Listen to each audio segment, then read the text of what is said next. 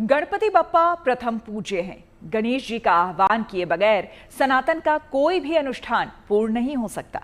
अब सवाल ये है कि चाहे राम कृष्ण हो या जगत जननी मां जगदम्बा, सबकी पूजा से पहले गणपति की पूजा का विधान क्यों है? गणपति बप्पा की पौराणिक कथाओं के माध्यम से आप ये बात शायद जानते भी हों, लेकिन आज हम आपको बताने जा रहे हैं इसका बेहद गूढ़ और अलौकिक रहस्य। दरअसल गणपति के प्रथम पूज्य होने का हमारे शरीर के भीतर गुप्त रूप से मौजूद चक्रों का बहुत अद्भुत रिश्ता है। गणपति का स्थान हमारे मूलाधार चक्र में माना जाता है और मौजूदा युग में हम भगवान गणेश के लौकिक स्वरूप की पूजा आराधना करते हैं।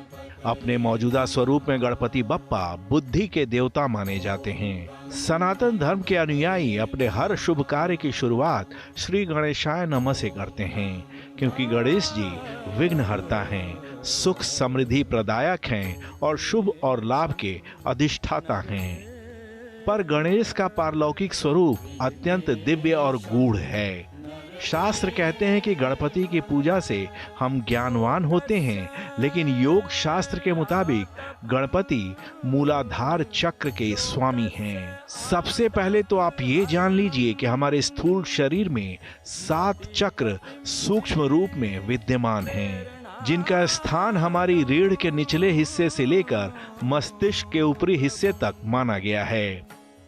ये जो 7 चक्र हैं हमारे शरीर में, ये ऊर्जा के केंद्र हैं। ये चक्र शारीरिक संतुलन को बनाए रखते हैं, शारीरिक ऊर्जा को बनाए रखते हैं, जिसके परिणाम स्वरूप प्रत्येक व्यक्ति भावनात्मक, शारीरिक, मानसिक अथवा आध्यात्मिक स्तर पर संतुलित रहता है, संतुलित व्यवहार करता है। शारीरिक हो, मानसिक हो, किसी भी तरीके की संतुलन के लिए इन केंद्रों का, इन ऊर्जाओं का, इन चक्रों का सक्रिय होना बहुत आवश्यक होता है। अगर किसी इंसान को अपने जन्म का मूल हेतु जानना है तो उसे बाह्य जगत से विमुख होकर अंतर की यात्रा पर निकलना पड़ेगा। मूलाधार से शुरू होकर सहस्रार चक्र तक जाना होगा। ऐसे में ये जानना जरूरी है कि हमारे शरीर में 7 चक्र का स्थान कहाँ है और कौन उनके स्वामी हैं। इनमें से पहला है मूलाधार चक्र, जिसका स्थान है बॉटम स्पाइन यानी रीढ़ का निचला हिस्सा। गणपति इस चक्र के देवता माने जाते हैं। दूसरा है स्वाधिष्ठान चक्र, जिसका स्थान है जननांग के ठीक पीछे और नाभि के नीचे। भगवान विष्णु और मां लक्ष्मी इसके स्वामी माने जाते हैं। तीसरा है मणिपुर चक्र, जिसका स्थान है नाभि के ठीक पीछे। सृष्टि के रचयिता ब्रह्मा इस चक्र के स्वामी माने जाते हैं। चौथा है अनाहत चक्र, जिसका स्थान हृदय के बीचों बीच है। भगवान राम, माता सीता और भक्त हनुमान इस चक्र के स्वामी माने जाते हैं। पांचवा है विशुद्धि चक्र, जिसका स्थान गले के बीचों बीच कंठ के पास है। मां सरस्वती इस चक्र की स्वामिनी मानी जाती हैं। छठा है आज्ञा चक्र, जिसका स्थान दोनों भौहों के ठीक बीच में है। ये वही स्थान है जहां शिव का तीसरा नेत्र है। इसीलिए भगवान शिव और मां पार्वती को इस चक्र का स्वामी माना जाता है। 7वां और अंतिम है सहस्त्रार चक्र, जिसे ब्रह्मरंध्र भी कहते हैं। इसका स्थान मस्तिष्क के ऊपरी हिस्से में माना गया है और साक्षात शिव इस चक्र के स्वामी माने जाते हैं। अगर किसी इंसान को मोक्ष के मार्ग पर चलना है तो उसे सबसे पहले मूलाधार चक्र को जागृत करना पड़ता है। चूंकि गणपति मूलाधार चक्र के स्वामी हैं, इसलिए मूलाधार को जागृत करने के लिए गणपति के रूप स्वरूप का ध्यान और उनकी वंदना अनिवार्य मानी जाती है। यही वजह है कि गणेश जी को प्रथम पूज्य माना गया है। भगवान गणेश जी मूलाधार चक्र के देवता माने गए हैं। अगर किसी कारण से यह चक्र असंतुलित है तो भगवान गणेश का चिंतन करने से, भगवान गणेश का पूजन करने से, भगवान गणेश के मूल मंत्रों का जप करने से, भगवान गणेश के स्वरूप का ध्यान करने से व्यक्ति के अंदर स्थिरता आती है तथा मूलाधार चक्र जागृत होता है, मूलाधार चक्र संतुलित होता है, ऐसा माना जाता है, ऐसा शास्त्रों में वर्णित है। क्योंकि मूलाधार चक्र के जो स्वामी हैं, मूलाधार चक्र के जो देवता हैं, वो भगवान गणेश हैं। भगवान गणेश पृथ्वी तत्व को निरूपित करते हैं और मूलाधार चक्र भी इस पृथ्वी तत्व को निरूपित करता है। इस कारण से जब भगवान गणेश की आराधना करते हैं तो उसमें स्थिरता आती है, जागृति आती है और मूलाधार चक्र में संतुलन बना रहता है। मूलाधार चक्र में ही हमारी कुंडलिनी गुप्त रूप में विद्यमान है। मूलाधार चक्र की साधना से हमारी कुंडलिनी जागृत हो जाती है और जैसे ही कुंडलिनी जागृत होती है, इस ब्रह्मांड में व्याप्त अनंत ऊर्जा का स्रोत से हमारा संबंध स्थापित हो जाता है। कुंडलिनी जागृत होते ही इस संसार की निस्सारता और परम तत्व के महात्म्य का भाव हमारे अंदर प्रकट हो जाता है। कुंडलिनी जागरण गणपति की कृपा के बिना संभव नहीं है। मोक्ष का जो पहला द्वार है, मोक्ष का जो पहला द्वार बताया गया है, वह बताया गया है भगवान गणेश जी को। कारण क्या है कि जब तक भगवान गणेश जी की साधना पूर्ण नहीं होगी, भगवान गणेश जी का ध्यान पूर्ण नहीं होगा, तब तक हम आगे के चक्रों में या कुंडलिनी के अग्रभाग में नहीं पहुंच सकते, ऊपरी भाग में नहीं पहुंच सकते। चूंकि यह मूल है, प्रथम है, इसलिए इसका संतुलन बहुत जरूरी है। तो सातों चक्रों में प्रथम सोपान जो है मूलाधार चक्र है। मूलाधार चक्र के स्वामी हो गए गणेश जी और गणेश जी की आराधना बिना जीवन में संतुलन नहीं आ सकता है। इसलिए मोक्ष के प्रथम द्वार के जो अधिष्ठाता हैं वो भगवान गणेश जी हैं। तो व्यक्ति को मोक्ष का मार्ग जब प्रशस्त करना हो, उस मार्ग पर चलना है या जीवन चक्र के बंधन से मुक्त होना है, तो उसमें भगवान गणेश जी की पूजा सर्वप्रथम करनी आवश्यक हो जाती है। इसी कारण से भगवान गणेश को प्रथम पूज्य माना गया है। यह अत्यंत गूढ़ विषय है।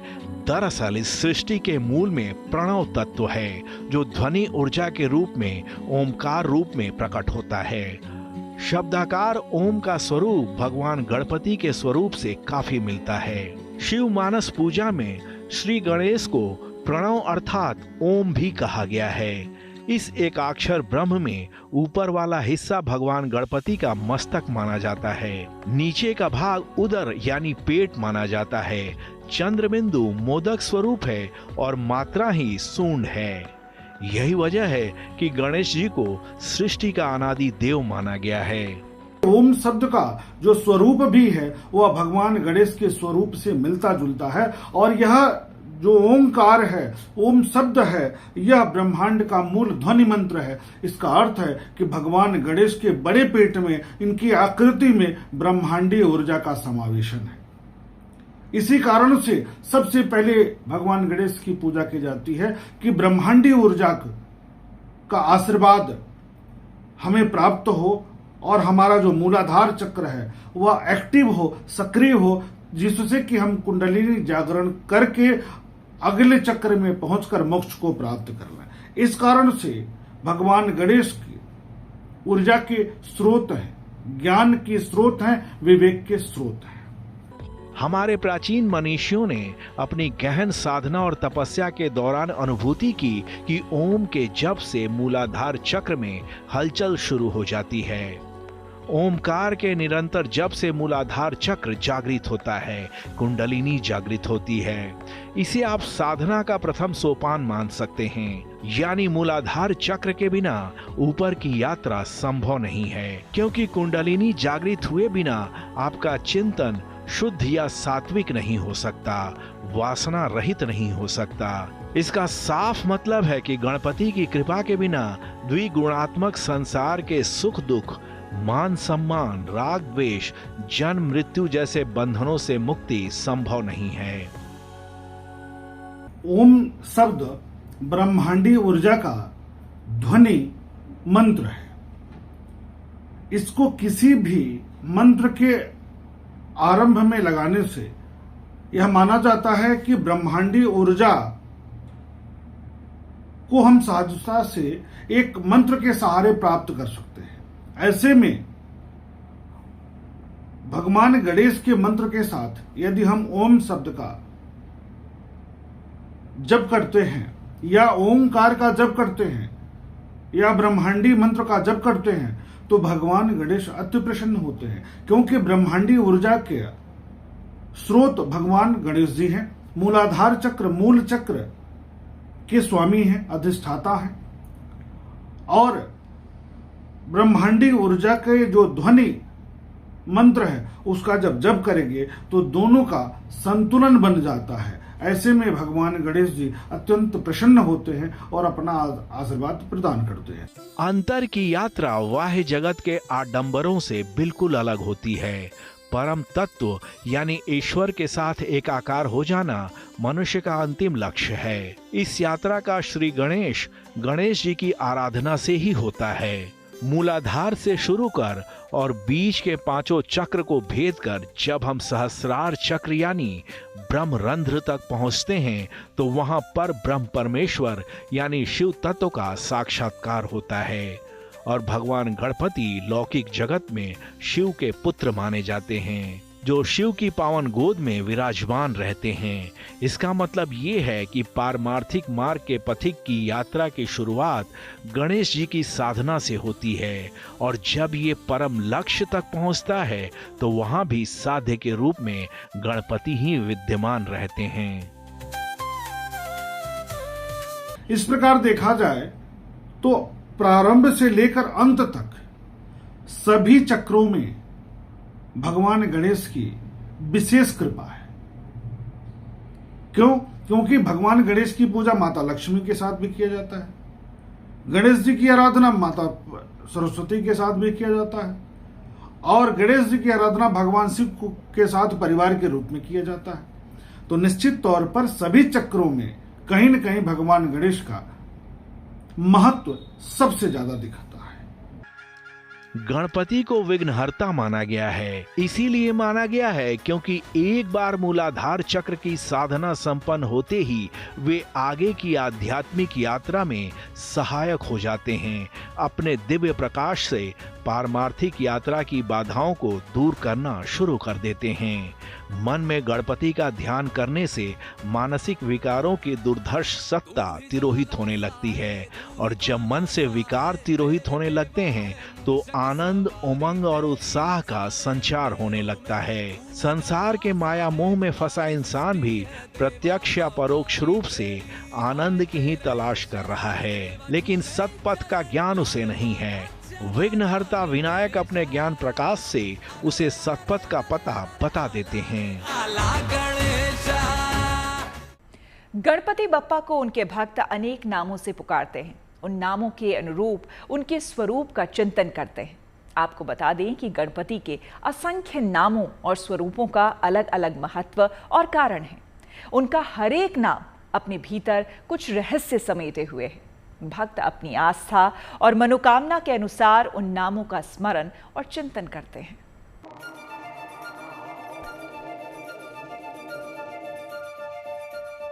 सनातन धर्म का दर्शन शास्त्र इतना व्यापक और अपरिमेय है कि इसमें 33 करोड़ देवी देवताओं की पावन परिकल्पना से लेकर एकेश्वरवाद, यहाँ तक कि अद्वैतवाद तक की अवधारणा समाहित है। सगुण साकार ईश्वर की आराधना से लेकर निर्गुण निराकार ब्रह्म की उपासना तक का सहज समावेश सनातन में देखने को मिल जाता है। सनातन की सगुण साकार और निर्गुण निराकार आराधना की अनादि परंपरा के सबसे विशिष्ट देवता माने जाते हैं मंगल मूर्ति भगवान गणेश। निर्गुण निराकार रूप में ये प्रणव यानी ओमकार हैं, और सगुण रूप में यही गणपति, गणेश और गजानन के रूप में पूजे जाते हैं। सगुण रूप में भी भगवान गणेश के अनेक नाम और स्वरूप हैं। श्रद्धालु अपनी आस्था और मनोकामना के मुताबिक गणपति बप्पा के विभिन्न स्वरूपों की पूजा आराधना करते हैं। देखिए, भगवान गणेश के बड़े सारे नाम हैं और हर नाम का विशिष्ट स्वरूप है।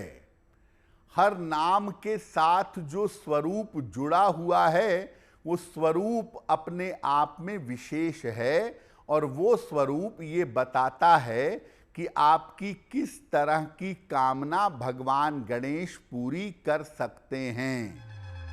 भगवान गणेश के हर नाम और उस नाम पर आधारित स्वरूप में कोई ना कोई विशेष फलश्रुति निहित है। जैसे सुमुख नाम का जप और इस स्वरूप का ध्यान करने से रुके हुए कार्यों में सफलता मिलती है। एक दंत नाम जप और उसका स्वरूप चिंतन करने वालों को धन, विद्या और सुख समृद्धि की प्राप्ति होती है। कपिल नाम का जप करने से बल और बुद्धि का विकास होता है। लंबोदर नाम से मन में ज्ञान का प्रकाश फैलता है। अत्यंत कठिन हालात में फंसे इंसान को विकट नाम के जाप और स्वरूप के ध्यान से लाभ मिलता है। विघ्नहर्ता के रूप में वो विघ्न बाधाओं को दूर करते हैं। इसी तरह बप्पा के और भी कई नाम और नाम के अनुरूप कई स्वरूप हैं। श्रद्धालु अपनी कामना और आवश्यकता के मुताबिक उनका नाम जप और चिंतन करते हैं। भगवान गणेश का एक नाम है वक्रतुंड। वक्रतुंड मतलब जिसकी सूंड टेढ़ी हो। तो वक्रतुंड स्वरूप जो है भगवान गणेश का, इस स्वरूप की पूजा करने से, जिस स्वरूप में उनकी सूंड टेढ़ी हो, इस स्वरूप की पूजा करने से आप किसी भी अशुभता को, किसी भी अमंगल को टाल सकते हैं। तो भगवान गणेश के अलग अलग स्वरूप जीवन की अलग अलग बाधाओं को दूर करते हैं। भगवान गणपति अपने लौकिक स्वरूप में हर श्रद्धालु को सहज प्राप्त हो जाते हैं, लेकिन अपने पारलौकिक स्वरूप में वो इतने गूढ़ और अलभ्य हैं कि बड़े बड़े ऋषियों और महर्षियों के लिए भी अगम्य हो जाते हैं। लौकिक दृष्टि से गणेश जी माँ पार्वती और भगवान शिव के पुत्र हैं, लेकिन हमारे कालातीत ग्रंथों में इस बात के प्रमाण मिलते हैं कि भगवान शिव और माँ पार्वती के विवाह में भी विधिवत गणेश पूजा संपन्न हुई थी। ये जानकर आपके मन में सहज सवाल उठेगा कि संतानोत्पत्ति तो विवाह के बाद ही संभव है, फिर शिव पार्वती विवाह में गणेश पूजा का क्या लॉजिक है? इस सवाल का बहुत अद्भुत समाधान गोस्वामी तुलसीदास ने अपने युगातीत महाकाव्य रामचरितमानस के बालकांड के एक दोहे में दिया है। बालकांड के इस दोहे में गोस्वामी जी ने लिखा है, मुनि अनुशासन गणपति ही पूजे उस शंभु भवानी, को सुनि संशय करे जनी, सुर अनादि जिय जानी। इसका भावार्थ ये है कि मुनियों की आज्ञा से शिव और पार्वती ने अपने विवाह में गणेश जी का पूजन किया, लेकिन आप ये समझकर मन में संशय न उपजने दे कि देवता यानी गणेश जी अनादि हैं, यानी भगवान शिव की तरह ही उनका भी आदि और अंत नहीं है। शिव पार्वती विवाह हो या फिर स्वयं पार ब्रह्म परमेश्वर के मनुज अवतार भगवान राम का सीता के साथ विवाह, या फिर अनादिकाल से चले आ रहे कोई भी यज्ञ अनुष्ठान, सब में प्रथम पूज्य गणेश जी की पूजा के ही प्रमाण मिलते हैं। सनातन धर्म में गणपति का महात्म्य इसलिए भी बहुत ज्यादा है क्योंकि वे अहंकार का मर्दन करने वाले देवता माने जाते हैं। अहंकार मनुष्य का सबसे बड़ा शत्रु माना जाता है। अगर हम अकेले अपने अहंकार का आमूल चूल शमन कर लें तो हमारी 90% से ज्यादा दुश्वारियां, परेशानियां अपने आप खत्म हो जाएंगी। गणेश जी के पास अहंकार से मुक्ति का सूत्र मौजूद है। अहंकार के बोझ से मुक्त होने का संदेश अपने स्वरूप से गणपति बप्पा ने कैसे दिया है, इसे एक पौराणिक प्रसंग से समझने की कोशिश करते हैं। सीता स्वयंवर में जब भगवान राम शिव का धनुष तोड़ने के लिए आगे बढ़ते हैं तो स्वयं जगत जननी माँ जानकी मन में गणेश जी का ध्यान कर उनसे अनुनय विनय करती हैं कि आप धनुष का भार कम कर दें। रामचरितमानस के बालकांड की चौपाइयों के जरिए गोस्वामी तुलसीदास ने इसका अत्यंत मार्मिक उल्लेख किया है। गणनायक बरदायक देवा, आज लगे किन्हऊ तुअ सेवा, बार बार विनती सुनी मोरी, करहु चाप गुरता अति थोरी। स्वयं जगत जननी जानकी कहती हैं कि हे गणों के नायक, वरदान के देवता, मैंने आज के दिन के लिए ही आपकी अब तक सेवा की है, इसलिए आज मेरी विनती सुनिए और धनुष के वजन को काफी कम कर दीजिए। माँ जानकी पिनाक के बोझ को हल्का करने की कामना के साथ गणपति बप्पा की विनती इसलिए करती हैं क्योंकि गणेश जी अहंकार के भारी भरकम बोझ को अपने ज्ञान प्रकाश से हल्का कर देने का हुनर जानते हैं। तभी तो स्वयं इतना भीमकाय होने के बाद भी गणेश जी ने अपनी सवारी मूषक यानी चूहे को बनाया है। उनके इस स्वरूप में यही तो संदेश छिपा है कि आपकी लौकिक पद प्रतिष्ठा, सामाजिक मान सम्मान या ओहदा कितना ही भीमकाय क्यों न हो, अगर आप बुद्धि, विवेक और ज्ञान के जरिए सामंजस्य की सत्ता स्थापित करेंगे तो समाज में प्रथम पूज्य हो जाएंगे।